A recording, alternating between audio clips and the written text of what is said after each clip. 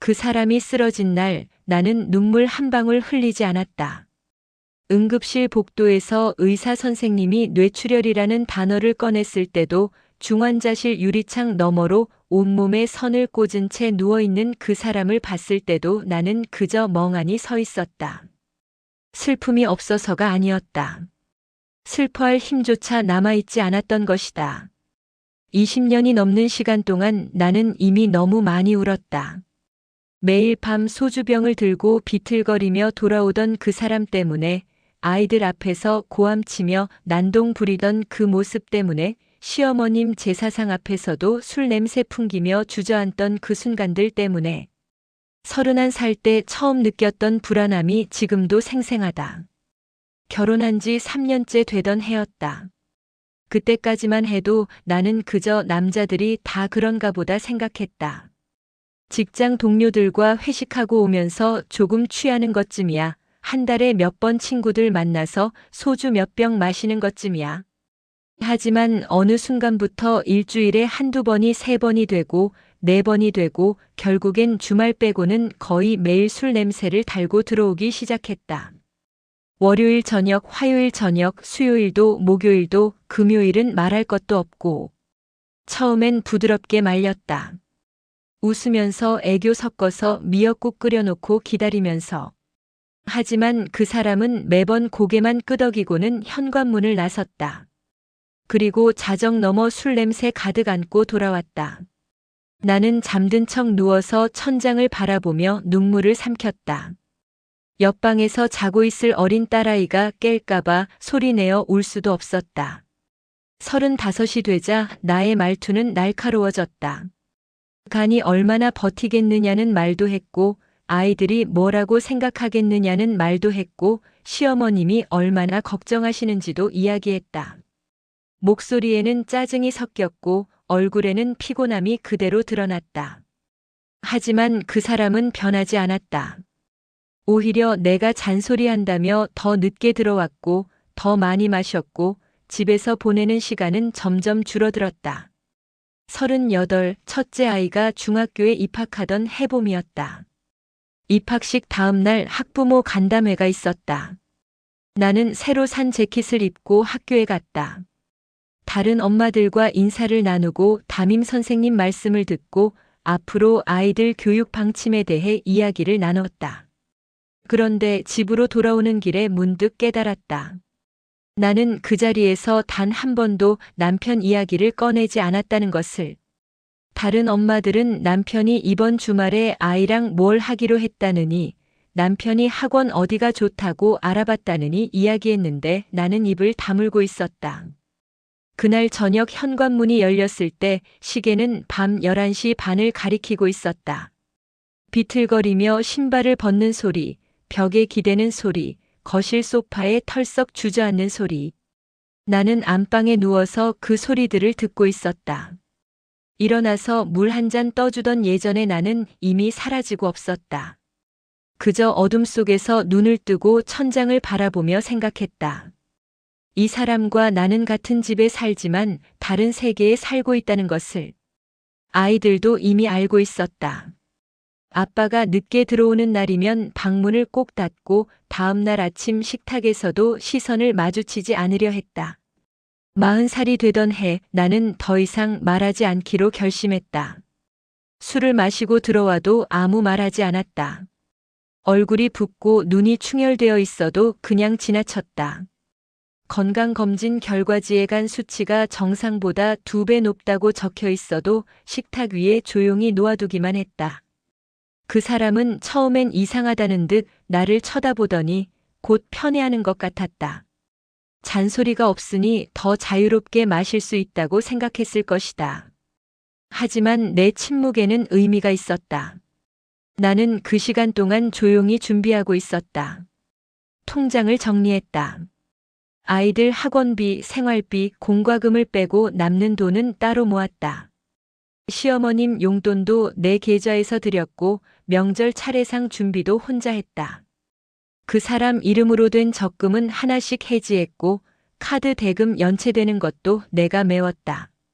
결혼 초기에 함께 산 아파트 대출금도 내 월급으로 갚아나갔다. 천천히, 아주 천천히 나는 이 집의 실질적인 주인이 되어가고 있었다. 42살 가을 시어머님이 편찮으셨다.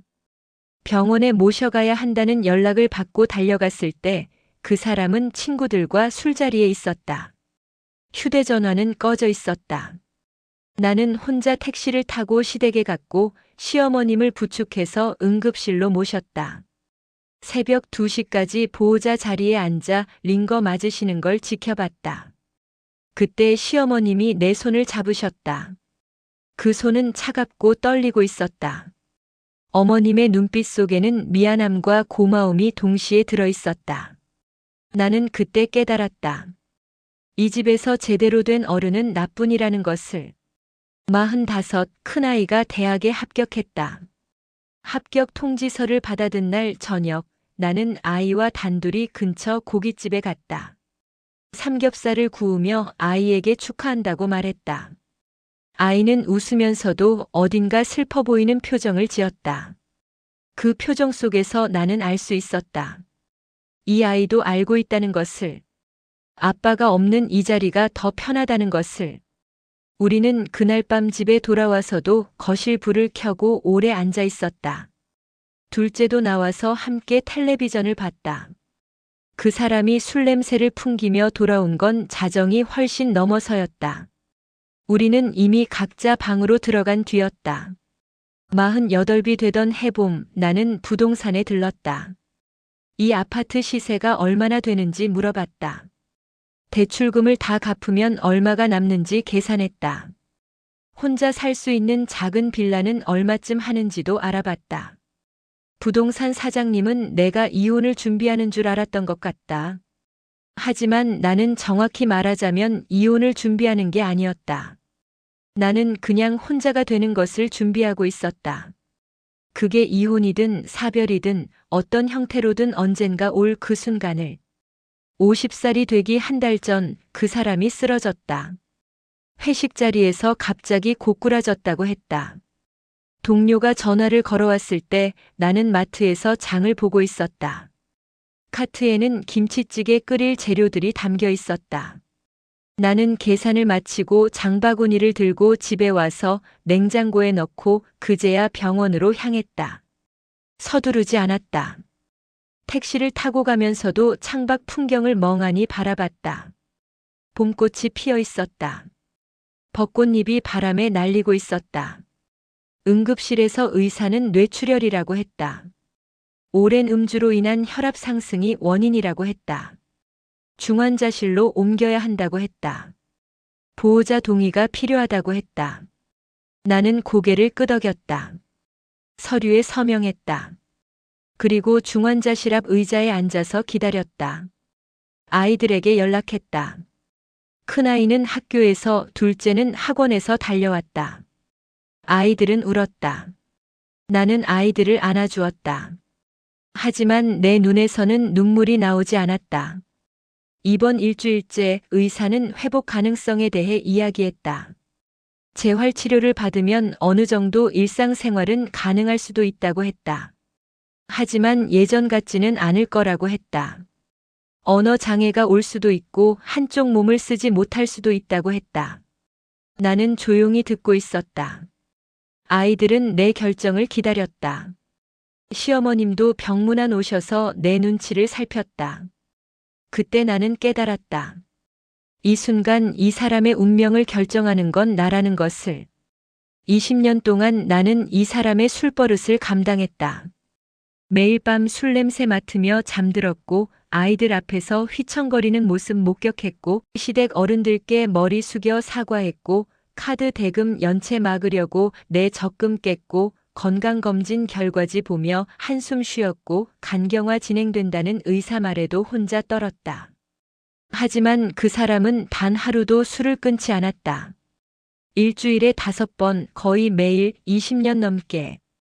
이번 한 달째 나는 요양병원을 알아보기 시작했다. 집에서 돌보기엔 너무 힘들 것 같다고 아이들에게 말했다. 아이들은 이해한다고 했다. 시어머님께도 그렇게 말씀드렸다. 어머님은 한참을 말이 없으시다가 고개를 끄덕이셨다. 그 눈빛 속에는 원망도 있었지만 동시에 이해도 있었다. 어머님도 아셨던 것이다. 며느리인 내가 얼마나 오랫동안 참아왔는지를. 요양병원을 정하던 날 나는 서류 가방을 들고 병원 상담실에 앉아 있었다. 상담사는 친절하게 시설을 안내해줬다. 깨끗한 병실, 재활치료실, 식당, 산책로. 한 달 비용은 200만 원 정도였다. 나는 계산했다. 그 사람 월급이 300만 원 조금 넘었고 국민연금 받으면 추가로 70만 원쯤 나올 것이었다. 충분했다. 나는 계약서에 서명했다. 그 사람을 요양병원으로 옮기던 날은 흐렸다. 앰뷸런스에 실려가는 그 사람을 보면서도 나는 아무 감정이 들지 않았다. 아이들은 차 안에서 조용히 눈물을 흘렸지만 나는 그저 창밖을 바라봤다. 요양병원에 도착해서 병실에 짐을 정리하고 간호사에게 인사하고 필요한 물품 리스트를 받았다. 그리고 집으로 돌아왔다. 집에 돌아왔을 때 느낀 감정은 죄책감이 아니었다. 그것은 해방감이었다. 현관문을 열고 들어서는 순간 이 집에 더 이상 술 냄새가 배어있지 않다는 것을 느꼈다. 거실 소파에 쓰러져 자는 사람도 없었고 새벽에 화장실 가는 비틀거리는 발소리도 없었고 냉장고 문 여는 소리도 없었다. 고요했다. 평화로웠다. 그날 밤 나는 오랜만에 푹 잤다. 다음 날 아침 식탁에는 나와 아이들 3명의 자리만 있었다. 나는 된장찌개를 끓이고 계란말이를 부치고 김치를 꺼냈다. 아이들은 조용히 밥을 먹었다. 큰아이가 맛있다고 했다. 둘째도 고개를 끄덕였다. 우리는 그렇게 새로운 아침을 시작했다. 51살이 되던 해여름 나는 혼자 여행을 갔다. 강릉이었다. 바다가 보고 싶었다. 펜션을 예약하고 기차표를 끊고 작은 가방 하나 들고 떠났다. 아이들은 알아서 잘 지내라고 했다. 냉장고에 반찬 가득 채워두고 용돈 주고 집을 나섰다. 기차 안에서 창밖을 바라보는데 눈물이 났다. 하지만 슬픈 눈물은 아니었다. 그저 후련한 해방된 드디어 숨 쉴 수 있게 된 그런 눈물이었다. 바닷가에 앉아서 파도 소리를 들었다. 혼자 횟집에 가서 회를 시켜 먹었다. 소주 한 병도 시켰다. 잔에 따라서 한 모금 마셨다. 쓰고 독했다. 이 맛을 그 사람은 20년 넘게 매일 즐겼다는 게 믿기지 않았다.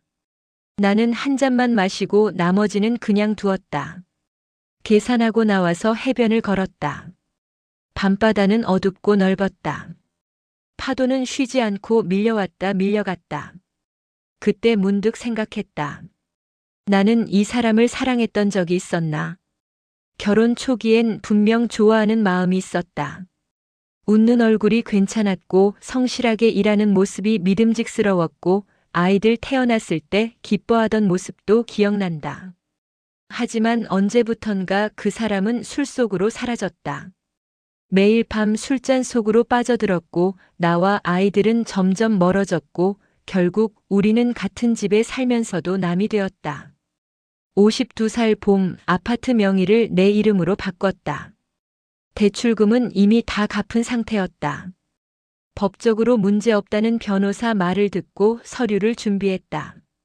그 사람은 요양병원 침대에 누워 있었고 의사결정 능력이 없다는 진단서도 받았다. 나는 등기소에 가서 명예 이전 신청을 했다. 일주일 뒤 새 등기부등본을 받아들었을 때 나는 비로소 이 집의 진짜 주인이 되었다. 그 사람 명의로 되어 있던 예금도 정리했다. 통장에 남아있던 돈은 많지 않았다. 술값으로 술자리 계산으로 2차, 3차 가는 비용으로 대부분 사라졌던 것이다. 나는 그 돈으로 요양병원비 몇 달치를 미리 납부했다. 나머지는 내 계좌로 옮겼다. 차도 내 명의로 바꿨다. 보험도 정리했다. 하나하나 정리하면서 나는 20년 동안 내가 얼마나 많은 것을 혼자 책임져 왔는지 깨달았다. 53살 여름 큰아이가 취직했다. 좋은 회사였다. 아이는 첫 월급을 받아서 내게 30만 원을 건넸다. 나는 받지 않으려 했지만 아이는 꼭 받아달라고 했다. 우리는 그 돈으로 함께 백화점에 가서 옷을 샀다. 아이는 내게 블라우스 한 벌을 골라줬다. 연한 베이지색이었다. 나는 탈의실에서 그 옷을 입어보고 거울을 봤다. 거울 속 나는 50살이었지만 표정만큼은 훨씬 젊어 보였다. 54살 가을 요양병원에서 연락이 왔다. 그 사람 상태가 조금 나빠졌다고 했다. 폐렴 기운이 있다고 했다. 나는 다음 주말에 가보겠다고 답했다. 급하게 달려가지 않았다. 토요일 오후에 과일 바구니 하나 들고 요양병원을 찾았다. 병실 침대에 누워있는 그 사람은 많이 말랐다. 눈은 반쯤 떠져 있었지만 초점이 없었다. 나는 침대 옆 의자에 앉아서 한참을 그 얼굴을 바라봤다. 원망스러웠다. 지금도 왜 술을 끊지 못했는지, 왜 가족보다 술잔을 선택했는지, 왜 건강검진 결과를 무시했는지, 왜 내 말을 듣지 않았는지. 20년 동안 나는 그렇게 물었지만 이 사람은 한 번도 제대로 된 대답을 하지 않았다. 그저 내일부터 줄이겠다고, 다음 주부터 끊겠다고, 건강 챙기겠다고 빈말만 반복했다. 하지만 동시에 알고 있었다. 이 사람도 불행했다는 것을. 중독이라는 것은 본인의 의지만으로 끊을 수 없는 병이라는 것을. 술 없이는 하루도 견딜 수 없을 만큼 무언가 그 사람 안에 깊은 고통이 있었다는 것을. 하지만 나는 그 고통을 함께 나눌 수 없었다. 나에게도 내 고통이 있었고 아이들을 지켜야 했고 이 가정을 지탱해야 했다. 나는 그저 버티는 것만으로도 벅찼다. 30분쯤 앉아 있다가 일어섰다. 과일은 간호사실에 맡기고 병실 문을 나섰다. 복도를 걸어가는데 뒤를 돌아보지 않았다. 엘리베이터를 타고 1층으로 내려왔다. 밖으로 나오니 가을 햇살이 따스했다. 나는 버스 정류장으로 걸어가면서 핸드백 속 지갑을 만졌다. 그 안에는 4명의 통장, 4명의 카드, 4명의 등기부등본 사본이 들어있었다. 55살 겨울, 나는 처음으로 제대로 된 생일상을 차렸다. 아이들이 케이크를 사왔고 둘째가 미역국을 끓였고 큰아이가 꽃다발을 선물했다. 우리 셋은 식탁에 앉아 촛불을 켰다. 나는 소원을 빌고 촛불을 껐다. 아이들이 물었다. 무슨 소원 빌었냐고. 나는 웃으면서 대답했다. 우리 셋이 건강하고 행복하게 살자고. 그날 밤 잠들기 전 나는 베란다에 나가서 밤하늘을 봤다. 별이 보였다. 예전에는 별 볼 여유도 없었다. 매일 밤 언제 들어올지 모르는 사람 기다리느라, 술 냄새 맡으며 한숨 쉬느라, 내일 걱정하느라 밤하늘 한 번 제대로 올려다본 적이 없었다. 하지만 지금은 달랐다. 나는 고요한 밤을 즐길 수 있었다. 내일을 두려워하지 않았다. 누군가의 잘못을 감당할 필요도 없었다. 56살 봄 시어머님이 돌아가셨다. 장례식장에서 나는 상주로 서 있었다. 요양병원에 있는 그 사람은 오지 못했다. 조문객들이 물었다. 아들은 어디 있냐고. 나는 조용히 대답했다. 건강이 안 좋아서 요양병원에 계신다고. 사람들은 고개를 끄덕이며 안타까워했다. 하지만 그중 몇 명은 알고 있었을 것이다. 그 아들이 왜 그렇게 되었는지를. 장례를 치르고 집에 돌아왔을 때 나는 어머님 영정 사진을 보며 눈물을 흘렸다. 어머님은 평생 술 먹는 남편 때문에 고생하셨고 말년엔 술 먹는 아들 때문에 가슴 아파하셨다. 며느리인 나에게 미안해하셨고 손주들에게 미안해하셨고 당신 자식 하나 제대로 못 키웠다며 스스로를 탓하셨다. 나는 어머님께 괜찮다고 제가 알아서 하겠다고 말씀드렸었다. 그리고 정말로 그렇게 했다. 57살 여름 나는 아파트를 팔았다. 25년 살았던 집이었다. 아이들이 자란 집이었다. 하지만 이제 아이들도 다 컸고 큰아이는 독립했고 둘째도 곧 나갈 예정이었다. 나 혼자 살기엔 너무 컸다. 부동산에 내놓았더니 한 달 만에 매수자가 나타났다. 시세보다 조금 높은 가격이었다. 나는 계약했다. 그 돈으로 작은 빌라를 샀다. 방 2개짜리 깨끗하고 햇볕 잘 드는 곳이었다. 베란다에서는 작은 공원이 보였다. 나는 이사 짐을 싸면서 오래된 물건들을 정리했다. 결혼 앨범, 아이들 어릴 적 사진, 가족 사진. 그 사진 속에서 그 사람은 웃고 있었다. 술을 마시기 전 가족과 함께했던 시간들. 나는 그 사진들을 박스에 담았다. 버리지는 않았다. 하지만 꺼내 보지도 않을 것이었다. 새 집으로 이사한 첫날 밤 나는 혼자 와인 한 잔을 마셨다. 발코니 작은 테이블에 앉아서 공원 쪽 야경을 바라보면서 천천히 마셨다. 달콤했다. 20년 넘게 매일 밤 맡았던 독한 소주 냄새와는 완전히 달랐다. 나는 그 순간 깨달았다. 술이 문제가 아니었다는 것을. 절제할 수 없는 탐욕이 문제였고 가족보다 자신의 욕망을 우선시하는 이기심이 문제였고 누군가의 고통을 외면하는 무감각함이 문제였다. 58살 가을 요양병원에서 또 연락이 왔다. 이번엔 위독하다고 했다. 빨리 오라고 했다. 나는 한참을 전화기를 들고 서 있었다. 가야 하나 말아야 하나. 20년 넘게 나를 외롭게 했던 사람, 아이들에게 제대로 된 아버지가 되어주지 못했던 사람, 시어머님 가슴에 못을 박았던 사람. 하지만 동시에 한때는 내 남편이었던 사람, 내 아이들의 아버지인 사람. 나는 결국 갔다. 버스를 2번 갈아타고 요양병원에 도착했다. 병실로 들어갔을 때 그 사람은 산소 마스크를 쓰고 있었다. 숨소리가 거칠었다. 의사는 며칠을 못 넘길 것 같다고 했다. 나는 침대 옆에 앉았다. 그 사람의 손을 잡았다. 차갑고 말랐다. 한때 내 손을 따뜻하게 잡아주던 손이었다. 이틀 뒤 그 사람은 눈을 감았다. 아이들이 도착하기 1시간 전이었다. 나는 혼자 그 순간을 지켰다. 마지막 숨을 거두는 순간 나는 눈물을 흘렸다. 슬픔 때문이 아니었다. 후회 때문도 아니었다. 그저 한 사람의 인생이 이렇게 끝난다는 것이, 그토록 길었던 20년이 이렇게 막을 내린다는 것이 묘하게 허무했다. 장례는 조촐하게 치렀다. 조문객도 많지 않았다. 한때 함께 술 마시던 친구들 몇 명이 왔다가 갔다. 회사 동료들도 몇 명 왔다. 그들은 내게 위로의 말을 건넸다.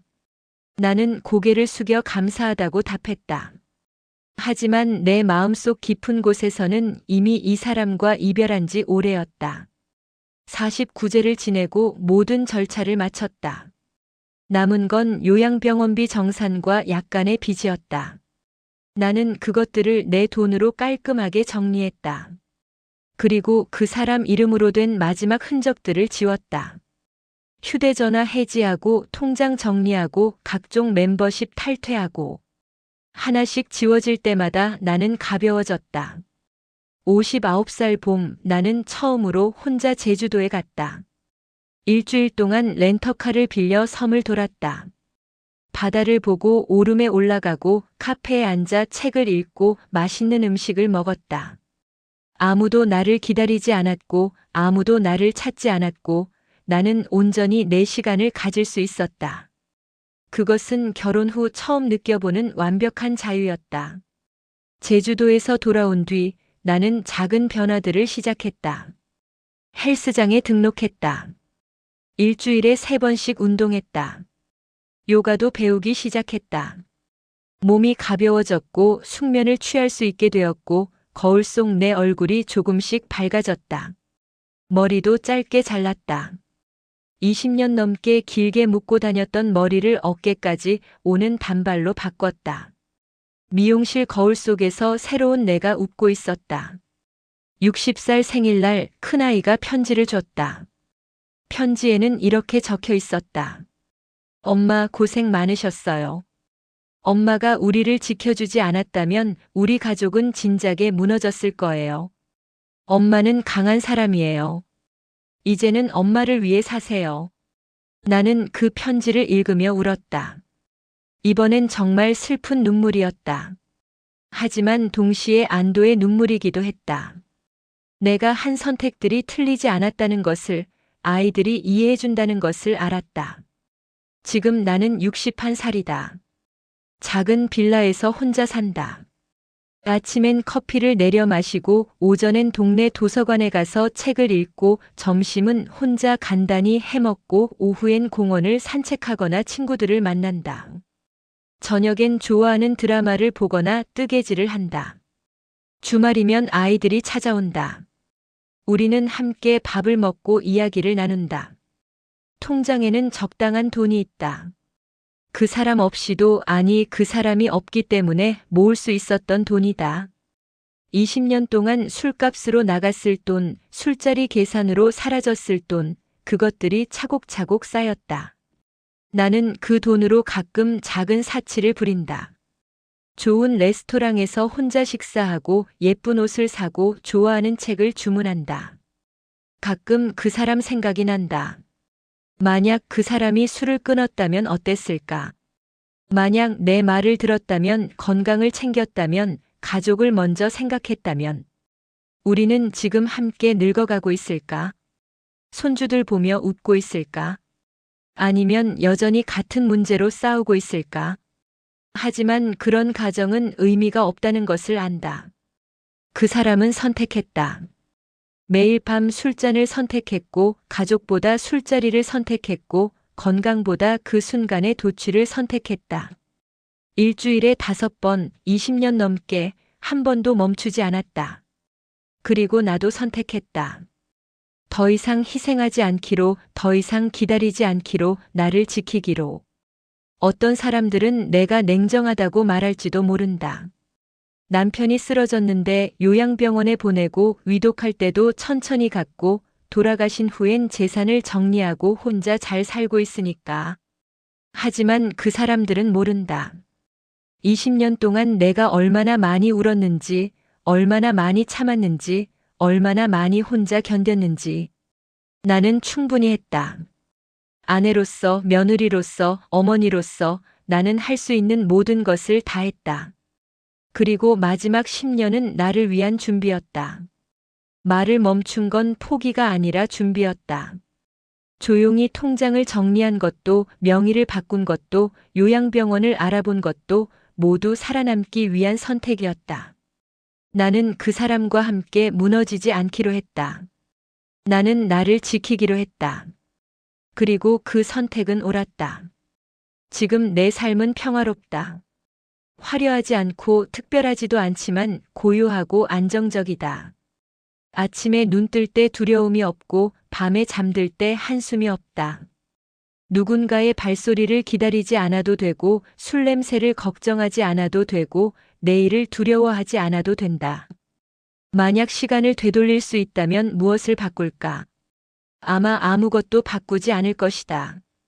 그 고통스러웠던 시간들마저도 나를 여기까지 데려온 과정이었으니까. 그 시간이 없었다면 나는 지금처럼 강해지지 못했을 것이다. 혼자 서는 법을 배우지 못했을 것이다. 나를 지키는 법을 몰랐을 것이다. 다만 한 가지 바라는 게 있다면 세상의 모든 아내들이, 모든 가족들이 알았으면 좋겠다. 사랑하는 사람이 술 때문에 무너지고 있다면 그것은 당신의 책임이 아니라는 것을. 당신이 아무리 말해도, 아무리 기다려도 변하지 않는 사람은 변하지 않는다는 것을. 그리고 당신에게는 선택권이 있다는 것을. 함께 무너질 것인지 혼자라도 살아남을 것인지. 나는 살아남기를 선택했다. 그리고 지금 나는 행복하다. 완벽하지 않지만 내 것인 이 삶이, 고요하지만 평화로운 이 시간이, 혼자지만 외롭지 않은 이 순간이 좋다. 베란다에서 바라보는 공원의 나무들, 아침마다 내려 마시는 커피 한 잔, 아이들이 찾아오는 주말, 친구들과 나누는 수다, 이 모든 것이 내게는 선물이다. 20년 동안 술 먹는 남편을 보며 나는 준비했다. 말없이 조용히 한 걸음씩. 그리고 결국 나는 이겼다. 술이 아니라 삶을 선택한 내가, 포기하지 않고 나를 지킨 내가 이겼다. 지금 이 순간 혼자 서 있는 내가 증명한다. 당신도 할 수 있다고. 당신도 살아남을 수 있다고. 창밖으로 봄바람이 불어온다. 나는 창문을 열고 깊게 숨을 들이마신다. 공기가 맑다. 술 냄새가 없다. 한숨 소리가 없다. 두려움이 없다. 그저 조용한 봄날 오후 61살 여자의 평화로운 숨소리만 있을 뿐이다.